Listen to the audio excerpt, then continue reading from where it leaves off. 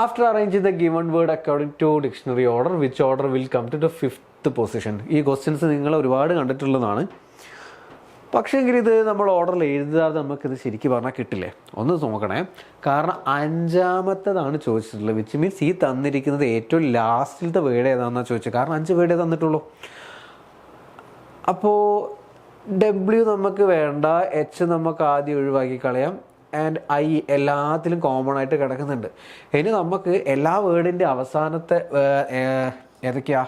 P ഉണ്ട്, E, P, L, T, S, F. അറിയാലോ, ഇതിൽ ഏറ്റവും അവസാനം വരുന്നതാണ് ആൽഫബറ്റിക് ഓർഡറിൽ ഏറ്റവും അവസാനത്തെ വേർഡായിട്ട് ഡിക്ഷണറിയിൽ ഉണ്ടാകുന്നത്. സോ T ആണ് ഈ തന്നിരിക്കുന്ന ഓർഡറിൽ ഏറ്റവും അവസാനത്തെ ലെറ്റർ ആയിട്ട്. Lൻ്റെത് 12, 16ാമത്തെ ലെറ്റർ, S 19, F 6. T ആണ് ഏറ്റവും ലാസ്റ്റിലത്തെ ആൽഫബറ്റായിട്ട് വരുന്നത്. സോ വൈറ്റ് എന്ന് പറയുന്ന ഓപ്ഷൻ 4 ആണ് നമ്മുടെ ഏറ്റവും ലാസ്റ്റ് 5th ഓപ്ഷനായിട്ട് ഓർ 5th പൊസിഷനിൽ വരുന്ന word. Select the option that is related to the third word in the same way as the second word is related to the first word. Artist canvas. Artist work ചെയ്യുന്നത് ക്യാൻവാസിലാണ്. അപ്പോൾ sculptor, ഒരു ശില്പി എന്തിൻ്റെ മുകളിലാണ് പണിയെടുക്കുന്നത്? പെയിൻറ്റിലല്ല, പെന്നിലല്ല, സ്റ്റോണിലാണ് ഒരു ശില്പി, ഒരു സ്കൾപ്റ്റർ വർക്ക് ചെയ്യുന്നത്. In the following question select the related letter pair from the given alternative. ഇതാ സീരീസ് കംപ്ലീറ്റ് ചെയ്യാൻ വേണ്ടിയിട്ടുള്ളതല്ല. ഒന്ന് ശ്രദ്ധിക്കേണ്ടത്, അവിടെ 2 ഇട്ട് വെച്ചിട്ടുണ്ട്. 2 ഡോട്ടുകൾ ഒരുമിച്ച് ഒരു പെയറായിട്ട് നിൽക്കുന്നുണ്ട്. വിച്ച് മീൻസ് ഈ ഒരു പെയർ പോലെ ഒരു പെയർ അവിടെ ഉണ്ടാവും. അതാണ് നമ്മൾ കണ്ടുപിടിക്കേണ്ടത്. സോ പൊസിഷൻ വാല്യൂ വെച്ച് തന്നെ നോക്കാം, അത്രേ ഉള്ളൂ. എക്സിൻ്റെ പൊസിഷൻ വാല്യൂ 24 ആണ്, ഇതിൻ്റെ 23 ആണ്. വിച്ച് മീൻസ് ഇവിടെ നിന്ന് -1, ഒന്നാമത്തതിൻ്റെ -1 ആണ്. കെയുടേത് 11 ആണ്, ജെയുടേത് 10 ആണ്. രണ്ടാമത്തത് നോക്കുന്ന സമയത്തും -1 ആണ്. മൂന്നാമത്തെ ആൽഫബറ്റ് Nൻ്റെത് 14 ആണ്, Mൻ്റെത് 13 ആണ്, -1. അഗെയിൻ എസിൻ്റെ പൊസിഷൻ വാല്യൂ 19 ആണ്, Rൻ്റെത് 18 ആണ്. ഇത് കോഡൊന്നും അല്ല കേട്ടോ ഈ പറയുന്നത്. ജസ്റ്റ് ABCD, എക്ക് 1 കൊടുക്കുന്നു, ബിക്ക് 2 കൊടുക്കുന്നു എന്ന് പറയുന്ന സമയത്തുള്ള ആ പൊസിഷൻ വാല്യൂ പഠിച്ചു കഴിഞ്ഞാലുള്ള അഡ്വാൻറ്റേജസ് ആണ്. അഗെയിൻ എല്ലാത്തിനും -1, -1, -1 എന്നുവെച്ചാൽ ഒന്നാമത്തെ പൊസിഷനിൽ നിന്നുള്ള അടുത്ത വേർഡിൻ്റെ ഒന്നാമത്തെ പൊസിഷനും തമ്മിൽ -1ൻ്റെ ഡിഫറൻസ് ആണുള്ളത്. അതേപോലെ ഒരു പെയർ ഇവിടെ ഉണ്ടോ എന്നുള്ളത് നോക്കിയാൽ മതി. അപ്പോൾ മുഴുവനും ചെയ്ത് നോക്കേണ്ട ആവശ്യമില്ല. ആദ്യം ഒന്നാമത്തത് മാത്രം നോക്കുക, ദെൻ അത് ഓക്കെ ആണെന്നുണ്ടെങ്കിൽ രണ്ടാമത്തെ പൊസിഷനിലുള്ളത് നോക്കിയാൽ മതി. Mൻ്റെത് 13 ആണ്, എയുടേത് 1 ആണ്. -1ൻ്റെ ഡിഫറൻസ് ആണോ? അല്ല. കെയുടേത് 11 ആണ്, Rൻ്റെത് 18 ആണ്. -1ൻ്റെ ഡിഫറൻസ് ആണോ ഉള്ളത്? അല്ല. ബിയുടേത് 2 ആണ്, ഡിയുടേത് 4 ആണ്. ഇവിടെ +2യുടെ ഡിഫറൻസ് ആണ് അത് വന്നിട്ടുള്ളത്. നമുക്ക് വേണ്ടത് എല്ലാം -1ലുള്ളതാണ്. അപ്പോൾ ഇതും അല്ല. ഇയുടേത് 5 ആണ്, ഡിയുടേത് 4 ആണ്, -1ൻ്റെ ഡിഫറൻസ് വന്നിട്ടുണ്ട്. എ 1 ആണ്, ഓർ 27 ആയിട്ട് കൺസിഡർ ചെയ്താൽ സെഡ് എന്ന് പറയുന്നത് 26ാമത്തതാണ്, -1 വന്നു. ഡി 4 ആണ്, സി 3 ആണ്, -1 വന്നു. ടി 20 ആണ്, എസ് 19 ആണ്, -1 വന്നു. കൺഫർമേഷൻ ആണ്. ആദ്യത്തെ 3 കിട്ടിക്കഴിഞ്ഞാൽ വിത്ത് കോൺഫിഡൻ്റ് ആണെങ്കിൽ 4ാമത്തത് മാർക്ക് ചെയ്യാം. A piece of paper is folded and punched as shown below. The question figure from the given option figure indicate how it will appear when opened. ഇത് തന്നിരിക്കുന്നത് എങ്ങനെയാണ് ആ പിക്ചർ തന്നിരിക്കുന്നത് നോക്കണേ. ഇത് ഇതേപോലെ ഒരു പേപ്പർ വെച്ചു, ദെൻ ഇത് ആദ്യം ഉള്ളിലോട്ടേക്ക് മടക്കി, അതിനുശേഷം ഇതാ ഒരു ഹാഫ് സർക്കിളായിട്ട് മാറിയില്ല. ആ ഹാഫ് സർക്കിൾ ഒന്നും കൂടെ താഴോട്ടേക്ക് മടക്കിയതിന് ശേഷം ഇവിടെ അത് കട്ട് ചെയ്ത് വെച്ചു. എന്താ വരിക? ഇതൊന്ന് മുകളിലോട്ടേക്ക് അൺഫോൾഡ് ചെയ്യുന്ന സമയത്ത് ആദ്യം ഇതിൻ്റെ വാട്ടർ ഇമേജ് പോലൊരു പീസ് മുകളിൽ കാണൂലേ? അപ്പോൾ എന്താ വാട്ടർ ഇമേജിൻ്റെ കണ്ടീഷൻസ് എന്തൊക്കെയാണ്? ടോപ്പിൽ ബോട്ടം ടോപ്പിലും ആയിട്ടുള്ള രീതിയിലാണ് കാണുക. അപ്പോൾ ഈ ഒരു പോർഷൻ ദാ ഇവിടെ ഇങ്ങനെ കിടക്കുന്നു, ഇത് ഇങ്ങനെ കിടക്കുന്നു. ഇത് എങ്ങനെയാണോ ഇതാ ഇങ്ങനെ വരുന്നു. ഇനി എഗെയിൻ ഈ പീസിനെ മുഴുവനായിട്ട് ഇതാ ഇങ്ങോട്ടേക്ക് അൺഫോൾഡ് ചെയ്യല്ലേ വേണ്ടേ? അപ്പോൾ ഇതെന്താ ഏത് രീതിയിലാണ് ഈ ഒരു പീസായിട്ട് മാറുന്നത്? ഇത് മിറർ ഇമേജ് പോലെ ലെഫ്റ്റിലുള്ളത് റൈറ്റിലുള്ളത് ലെഫ്റ്റ് എന്നുള്ള തരത്തിലോട്ടേക്ക് വരും.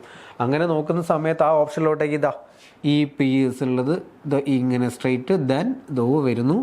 ഇതിന് ലെഫ്റ്റിലുള്ളത് റൈറ്റിലുള്ളത് ലെഫ്റ്റിലോട്ടേക്ക് എന്ന് പറഞ്ഞുകൊണ്ട് വരുന്നു. ഇതും സിമിലർലി അവിടെയുള്ള ഭാഗവും അങ്ങനെ തന്നെ നമുക്ക് വന്ന് കയറിയിട്ട് കിട്ടും. സോ ഇതേപോലൊരു ഫിഗർ അതിനുള്ളിൽ കിടക്കുന്നുണ്ടോ?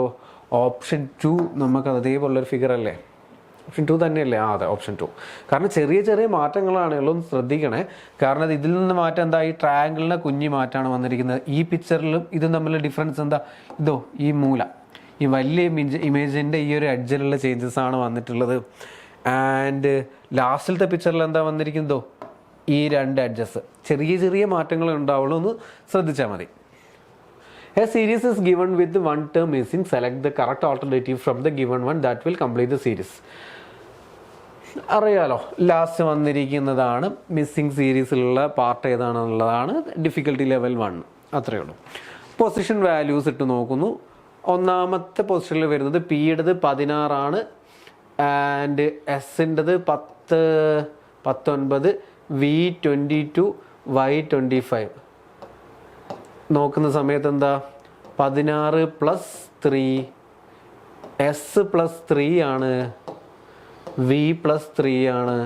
അപ്പോൾ 25 + 3 നമുക്ക് ചെയ്യണം.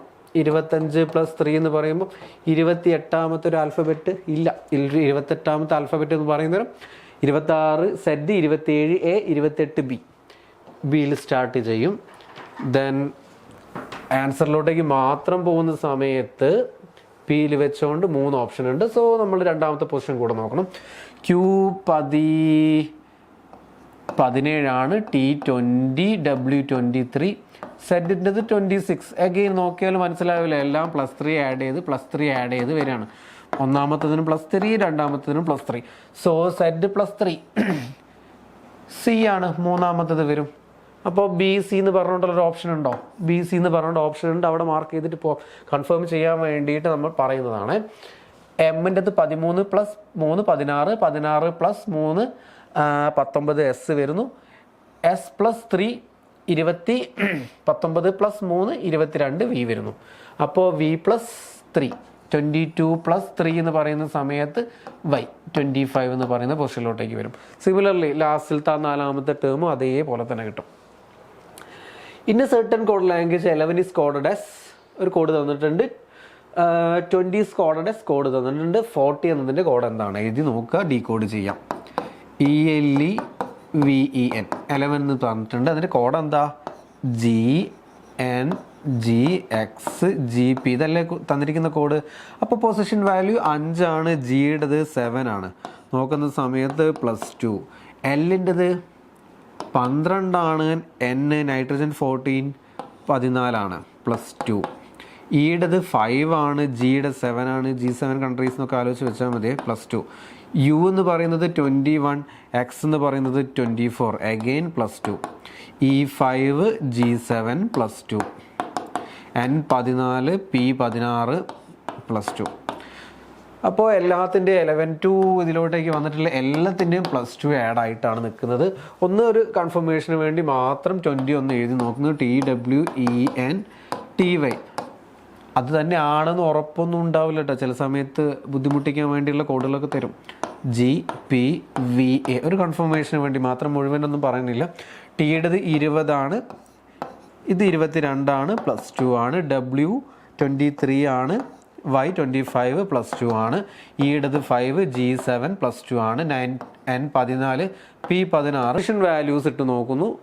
ഒന്നാമത്തെ പൊസിഷനിൽ വരുന്നത് പിയുടേത് 16 ആണ്, and എസിൻ്റെത് 10, 19, V22, Y25.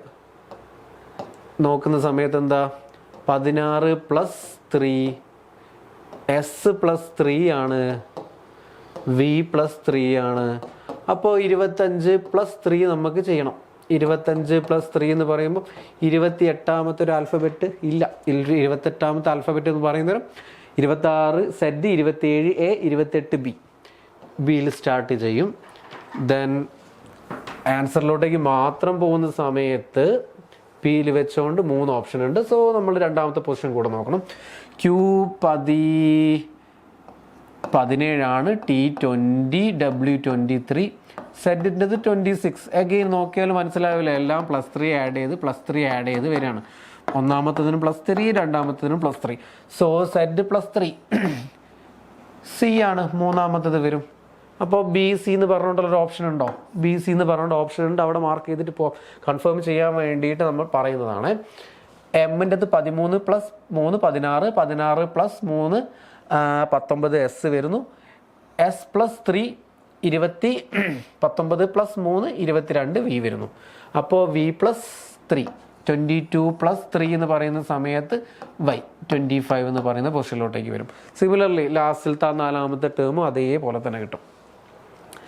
In A certain code language 11 is coded as ഒരു കോഡ് തന്നിട്ടുണ്ട്, 20 is coded as കോഡ് തന്നിട്ടുണ്ട്, 40 എന്നതിൻ്റെ കോഡ് എന്താണ് എഴുതി നോക്കുക, ഡീകോഡ് ചെയ്യാം.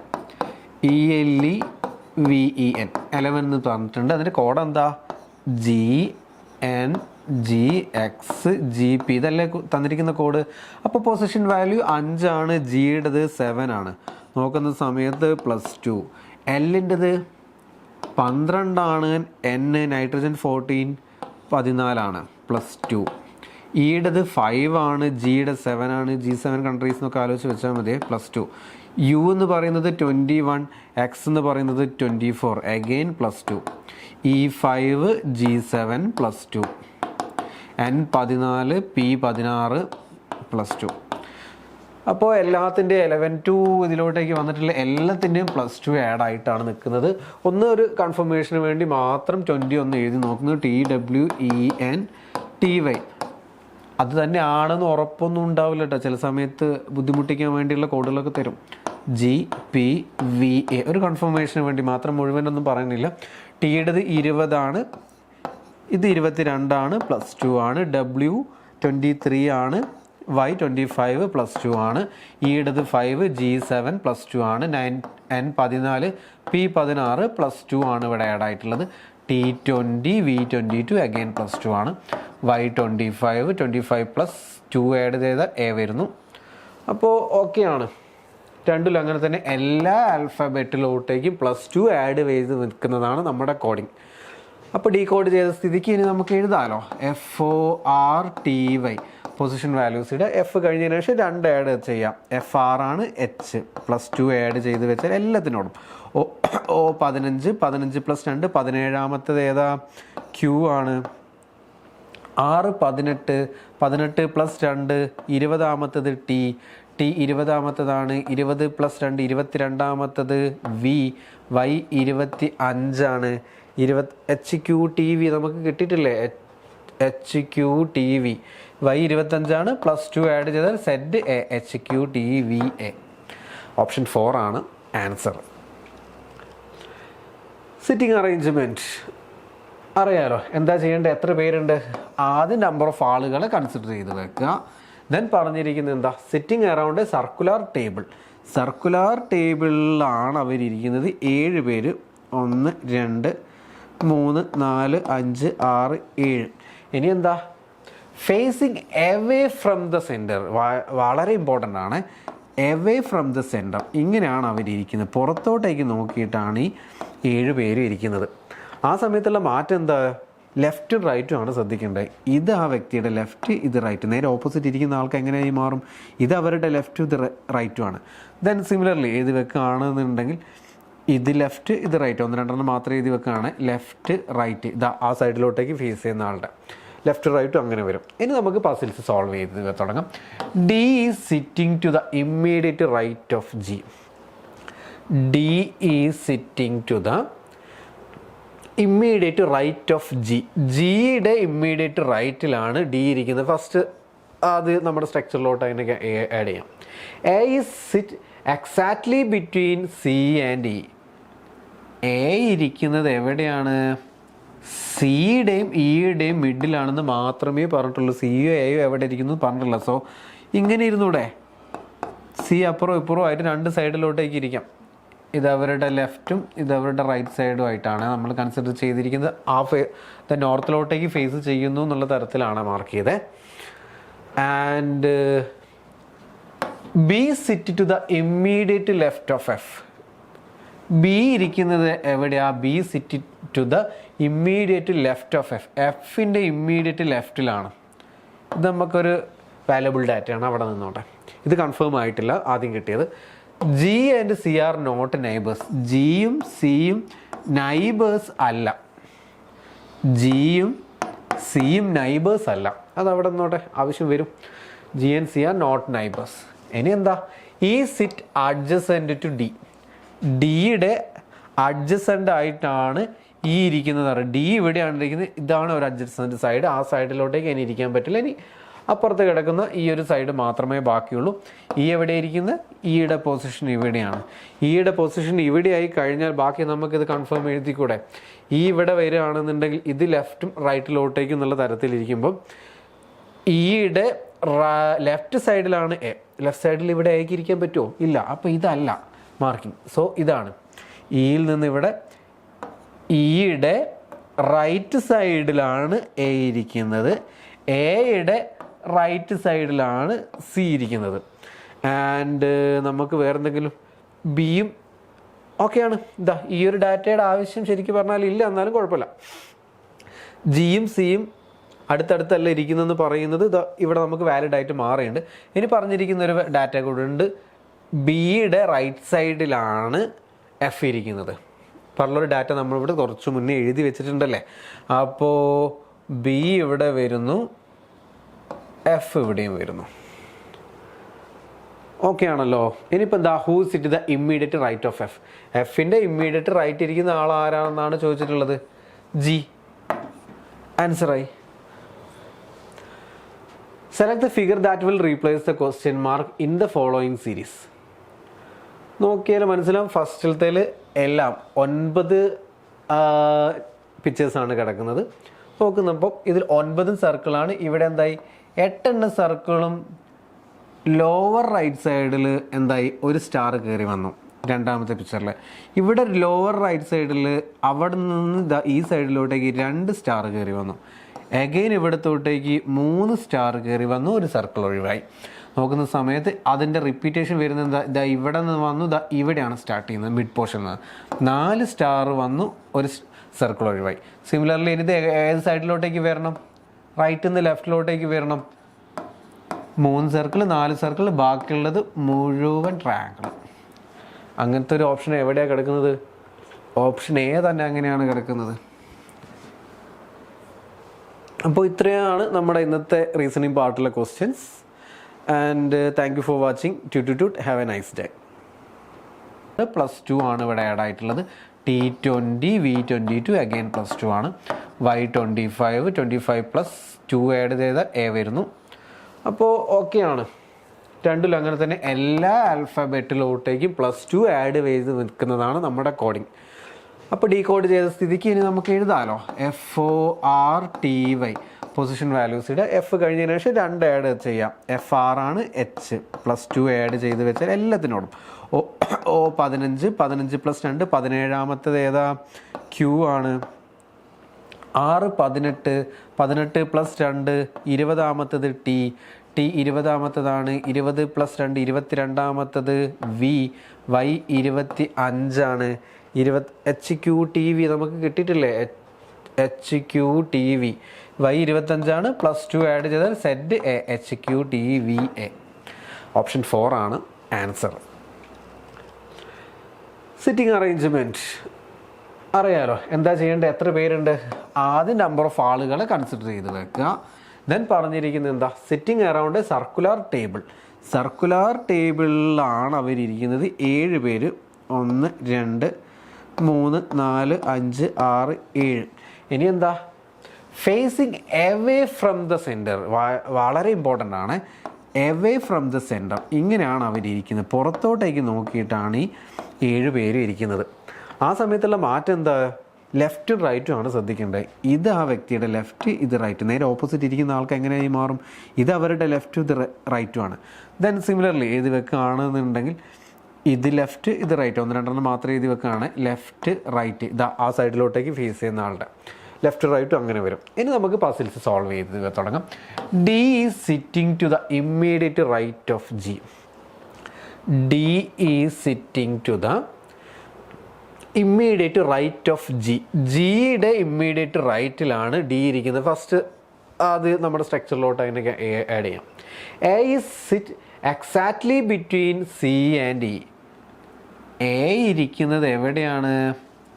സിയുടെയും ഇയുടെയും മിഡിലാണെന്ന് മാത്രമേ പറഞ്ഞിട്ടുള്ളൂ. സിയോ എയോ എവിടെ ഇരിക്കുന്നു പറഞ്ഞിട്ടില്ല. സോ ഇങ്ങനെ ഇരുന്നൂടെ, സി അപ്പുറവും ഇപ്പുറവും ആയിട്ട് രണ്ട് സൈഡിലോട്ടേക്ക് ഇരിക്കാം.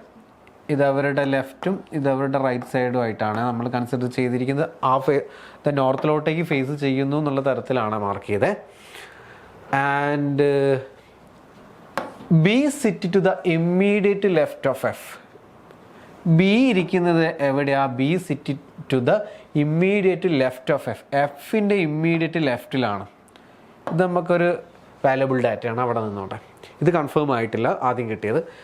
G and C are not neighbours. ജിയും സിയും നൈബേഴ്സ് അല്ല. ജിയും സിയും നൈബേഴ്സ് അല്ല. അതവിടെ നിന്നോട്ടെ, ആവശ്യം വരും. G and C are not neighbours. ഇനി എന്താ? ഈ സിറ്റ് അഡ്ജസെൻ്റ് ടു ഡി. ഡിയുടെ അഡ്ജസെൻ്റ് ആയിട്ടാണ് ഈ ഇരിക്കുന്നത്. ഡി ഇവിടെയാണ് ഇരിക്കുന്നത്. ഇതാണ് ഒരു അഡ്ജസെൻ്റ് സൈഡ്. ആ സൈഡിലോട്ടേക്ക് ഇനി ഇരിക്കാൻ പറ്റില്ല. ഇനി അപ്പുറത്ത് കിടക്കുന്ന ഈ ഒരു സൈഡ് മാത്രമേ ബാക്കിയുള്ളൂ. ഈ എവിടെ ഇരിക്കുന്നത്? ഇയുടെ പൊസിഷൻ ഇവിടെയാണ്. ഇയുടെ പൊസിഷൻ ഇവിടെ ആയി കഴിഞ്ഞാൽ ബാക്കി നമുക്കിത് കൺഫേം എഴുതിക്കൂടെ? ഈ ഇവിടെ വരികയാണെന്നുണ്ടെങ്കിൽ ഇത് ലെഫ്റ്റും റൈറ്റിലോട്ടേക്കും എന്നുള്ള തരത്തിലിരിക്കുമ്പം ഇയുടെ ലെഫ്റ്റ് സൈഡിലാണ് എ. ലെഫ്റ്റ് സൈഡിൽ ഇവിടെ എക്ക് ഇരിക്കാൻ പറ്റുമോ? ഇല്ല. അപ്പോൾ ഇതല്ല മാർക്കിംഗ്. സോ ഇതാണ് ഇയിൽ നിന്ന് ഇവിടെ ഇയുടെ റൈറ്റ് സൈഡിലാണ് എ ഇരിക്കുന്നത്. എയുടെ റൈറ്റ് സൈഡിലാണ് സി ഇരിക്കുന്നത്. ആൻഡ് നമുക്ക് വേറെന്തെങ്കിലും ബിയും ഓക്കെയാണ്. ഇതാ ഈ ഒരു ഡാറ്റയുടെ ആവശ്യം ശരിക്കും പറഞ്ഞാൽ ഇല്ല, എന്നാലും കുഴപ്പമില്ല. ജിയും സിയും അടുത്തടുത്തല്ല ഇരിക്കുന്നതെന്ന് പറയുന്നത് ഇതാ ഇവിടെ നമുക്ക് വാലിഡ് ആയിട്ട് മാറിയുണ്ട്. ഇനി പറഞ്ഞിരിക്കുന്ന ഒരു ഡാറ്റ കൂടെ ഉണ്ട്. ബിയുടെ റൈറ്റ് സൈഡിലാണ് എഫ് ഇരിക്കുന്നത്. പറഞ്ഞൊരു ഡാറ്റ നമ്മളിവിടെ കുറച്ച് മുന്നേ എഴുതി വെച്ചിട്ടുണ്ടല്ലേ. അപ്പോൾ ബി ഇവിടെ വരുന്നു, എഫ് ഇവിടെയും വരുന്നു. ഓക്കെ ആണല്ലോ. ഇനിയിപ്പോൾ എന്താ? Who sit the immediate right of F. എഫിൻ്റെ ഇമ്മീഡിയറ്റ് റൈറ്റ് ഇരിക്കുന്ന ആൾ ആരാണെന്നാണ് ചോദിച്ചിട്ടുള്ളത്? ജി. ആൻസറായി. Select the figure that will replace the question mark in the following series.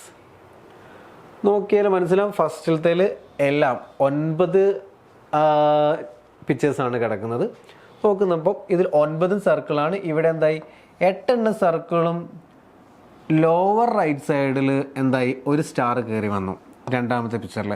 ഇവിടെ ലോവർ റൈറ്റ് സൈഡിൽ അവിടെ നിന്ന് ഈ സൈഡിലോട്ടേക്ക് 2 സ്റ്റാർ കയറി വന്നു. അഗെയിൻ ഇവിടത്തോട്ടേക്ക് 3 സ്റ്റാർ കയറി വന്നു, ഒരു സർക്കിൾ ഒഴിവായി. നോക്കുന്ന സമയത്ത് അതിൻ്റെ റിപ്പീറ്റേഷൻ വരുന്നത് എന്താ? ഇതാ ഇവിടെ നിന്ന് വന്നു, ഇതാ ഇവിടെയാണ് സ്റ്റാർട്ട് ചെയ്യുന്നത്, മിഡ് പോർഷൻ. 4 സ്റ്റാർ വന്നു, ഒരു സർക്കിൾ ഒഴിവായി. സിമിലർലി ഇനി ഇത് ഏത് സൈഡിലോട്ടേക്ക് വരണം? റൈറ്റിൽ നിന്ന് ലെഫ്റ്റിലോട്ടേക്ക് വരണം. 3 സർക്കിൾ, 4 സർക്കിൾ, ബാക്കിയുള്ളത് മുഴുവൻ ട്രയാങ്കിൾ. അങ്ങനത്തെ ഒരു ഓപ്ഷൻ എവിടെയാണ് കിടക്കുന്നത്? ഓപ്ഷൻ എ തന്നെ അങ്ങനെയാണ് കിടക്കുന്നത്. അപ്പോൾ ഇത്രയാണ് നമ്മുടെ ഇന്നത്തെ റീസണിങ് പാർട്ടിലെ questions. And thank you for watching. Toot toot toot. Have a nice day.